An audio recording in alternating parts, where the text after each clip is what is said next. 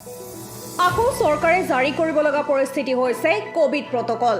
এই কোভিড প্ৰটকলত কি আছে এই সন্দৰ্ভত এক বিশেষ প্ৰতিবেদন।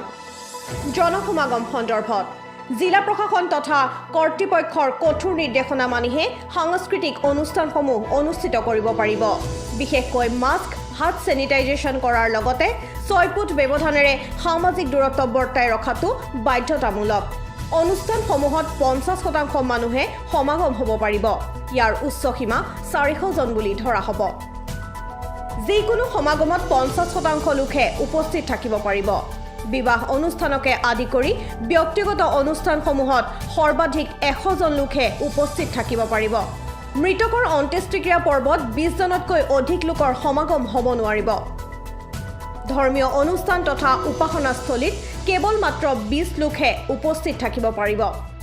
ছুপাৰ মাৰ্কেট, সাপ্তাহিক বজাৰ আদি সকলো বাণিজ্যিক ঠাইসমূহ সন্ধিয়া 6 বজাত বন্ধ কৰাটো বাধ্যতামূলক।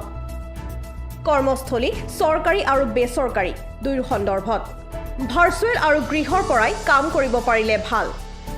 বিষয়াসকলৰ বাহিৰে কাৰ্যালয়ত 50% কৰ্মচাৰীহে উপস্থিত থাকিব পাৰিব। গৰ্ভৱতী মহিলা আৰু 5 বছৰৰ তলৰ সন্তান থকা মহিলাসমূহে কাৰ্যালয়ত অহাৰ বিপৰীতে গৃহৰ পৰাই কাম কৰিব পাৰিব। কৰ্মস্থলীত সামাজিক দূৰত্ব মানি চলাটো বাধ্যতামূলক। লগতে দুপৰীয়া আহাৰ গ্ৰহণৰ সময়তো সামাজিক দূৰত্ব মানি চলিব লাগিব। চৰকাৰী বেচৰকাৰী সকলো কাৰ্যালয়ৰ প্ৰৱেশ আৰু প্ৰস্থানৰ দ্বাৰত থাৰ্মেল স্কেনাৰ, হাত চেনিটাইজেশ্যন কৰা আদিৰ সুবিধাসমূহ উপলব্ধ থাকিব লাগিব। কাৰ্যালয়সমূহ সঘনাই চেনিটাইজেশ্যন কৰিব লাগিব। শিক্ষানুষ্ঠান সন্দৰ্ভত চৰকাৰী বেচৰকাৰী বিদ্যালয়, মহাবিদ্যালয়, বিশ্ববিদ্যালয় আদিয়ে ভাৰ্চুৱেল বিকল্প প্ৰদান কৰিব। শিক্ষানুষ্ঠানসমূহত 50% শিক্ষাৰ্থীৰ উপস্থিতিৰে পাঠদান চলিব। পাঠদানৰ সময়সূচী প্ৰস্তুত কৰাৰ ক্ষেত্ৰত সতৰ্ক হ'ব লাগিব। শিক্ষানুষ্ঠানত প্ৰাতঃ সভা অনুষ্ঠিত কৰিব নোৱাৰিব।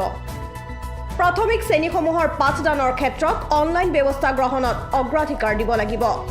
শিক্ষা বিভাগে কৰোণাকালীন পৰিস্থিতিৰ মাজেৰে পাঠদান কৰাৰ ক্ষেত্ৰত বিশেষ নিৰ্দেশনা জাৰি কৰিব। যাতায়াত সন্দৰ্ভত ৰাজহুৱা পৰিবহণৰ ক্ষেত্ৰত আসনসমূহত কোভিড বিধি মানিব লাগিব। দূৰণিবতীয়া যাত্ৰীৰ ক্ষেত্ৰত গুৰুত্ব দিব লাগিব। অটোৰিক্সা, ৰিক্সা আৰু টেক্সিৰ ক্ষেত্ৰত চালকসহ 2 জন যাত্ৰীহে থাকিব পাৰিব। চিটি বাছ আৰু আন্তঃজিলা বাছসমূহ 50% যাত্ৰীৰে চলিব। অন্যান্য ক্ষেত্ৰৰ সন্দৰ্ভত ৰাজহুৱা স্থানসমূহত মাস্ক পৰিধান কৰাটো বাধ্যতামূলক। গ্ৰাহকসকলে দোকানসমূহত নিম্নতম 6 ফুট ব্যৱধানেৰে সামাজিক দূৰত্ব মানিব লাগিব।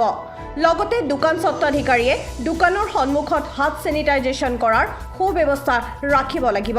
দোকানী আৰু গ্ৰাহক উভয়ে মাস্ক আৰু হাত মোজা পিন্ধিব লাগিব। এই ক্ষেত্ৰত দোকানৰ স্বত্বাধিকাৰীয়ে গুৰুত্ব দিব লাগিব। চেলুন, বিউটি পাৰ্লাৰ আদিত কঠোৰভাৱে নিয়ম পালন কৰিহে সেৱা আগবঢ়াব পাৰিব। মাস্ক, হাত মোজা পিন্ধাটো বাধ্যতামূলক। দৈনিক সাপ্তাহিক বজাৰ, ঘৰুৱা সহায় ব্যৱস্থাৰ ক্ষেত্ৰত ASDMে জাৰি কৰা পৰামৰ্শসমূহ কঠোৰভাৱে বলবৎ কৰা হ'ব। আইনী ব্যৱস্থা সন্দৰ্ভত উপৰোক্ত নিৰ্দেশনাসমূহ অমান্য কৰিলে দুৰ্যোগ প্ৰশমন আইন 2005ৰ দণ্ডবিধি 188 ধাৰাৰ ভিত্তিত গ্ৰহণ কৰা হ'ব শাস্তিমূলক ব্যৱস্থা।